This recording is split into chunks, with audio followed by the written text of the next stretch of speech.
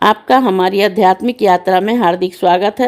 आप सुन रहे हैं शिव महापुराण, जो सनातन धर्म के ही अनमोल ग्रंथों में से एक है। इस श्रृंखला में हम आपके लिए ही इस दिव्य ग्रंथ के प्रत्येक अध्याय का शाश्वत पाठ प्रस्तुत करेंगे। आइए इस ज्ञान और धर्म की ही यात्रा को आरंभ करें। भगवान महादेव की महिमा और उपदेश से ही सजी इस पावन कथा के साथ ही ओम नमः शिवाय। 11वां अध्याय, आदि सृष्टि विवेचन। मुनि बोले कि अब आप मुझे इस मनवंतर और कल्पों के भेद तथा उसके प्रत्येक सर्ग सुनाने की कृपा कीजिए। वायु बोले कि पहले जो मैंने ब्रह्मा कहा, आयुकाल कहा है, उसके दूसरे परार्थ में ही संहार होता है। तो उसी पूर्व जन्मा ब्रह्मा के एक एक दिन में 14 मनु हो जाते हैं। उन मनवंतरों और कल्पों का वर्णन नहीं हो सकता है, क्योंकि वे ही अनादि विद्वान हैं, अनंत और अजय हैं। उनमें से एक को कहता हूँ, सबको अलग कहने से भी क्या है।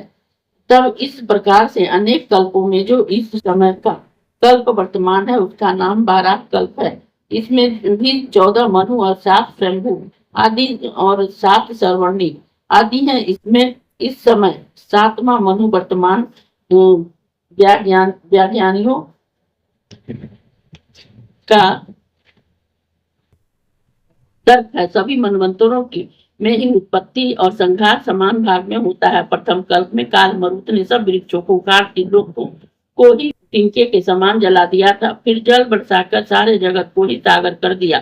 सारी दिशाएं उस महाजल में ही निमग्न हो गई और तरंग रूप भूमंडल तैरने लगा। फिर वह प्रलय जल चंड रूप में नृत्य करने लगा। तब ब्रह्मा जी नारायण के रूप में मिलकर ही उसमें समाकर जा सोए और नारायण के प्रति यह श्लोक मंत्र कहने लगे।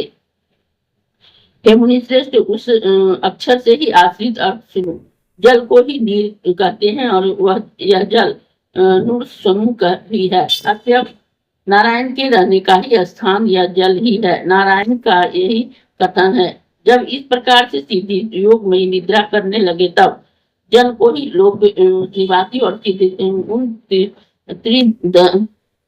त्रिदशेश्वर को ही प्रभात से ही स्रोतों द्वारा वैसे ही जगाते हैं, जैसे कि सृष्टि में आदि समय में श्रुति महेश्वर को जगाती हैं। तब योग निद्रा से अलसाते हुए ही नेत्र वाले भगवान जल के ही मध्य में स्थित सैया से उठकर सब दिशाओं को देखने लगते हैं, परंतु अपनी आत्मा से ही सिवाय उन्हें और कुछ नहीं दिखाई पड़ता। इससे वे विस्मित हो फिर उठ बैठे चिंता करने लगते हैं और सोचने लगते हैं कि भगवती भूमि कहाँ है, जिस पर सब पर्वत, नदी और पवन स्थित थे, परंतु वह भूमि ब्रह्मा जी को दिखाई नहीं पड़ता। तब वे अपने उस पिता त्रिलोचन भगवान शंकर जी का स्मरण करते हैं, जो कि अखंड तेजधारी और देवों के देव है। तब भगवान शंकर के इस स्मरण से ही धरनीपति ब्रह्मा को यह ज्ञान होता है कि पृथ्वी जल में डूब गई। तब ब्रह्मा जी पृथ्वी का उद्धार करने के लिए उचित दिव्य वराह रूप का ही स्मरण करते हैं।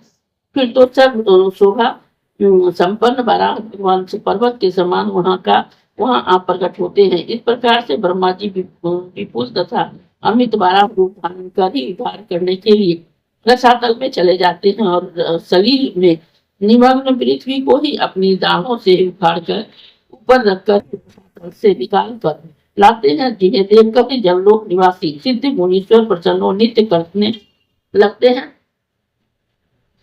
उनके मस्तक पर फूलों की वर्षा करते हैं। तब इस प्रकार से बड़ा भगवान सब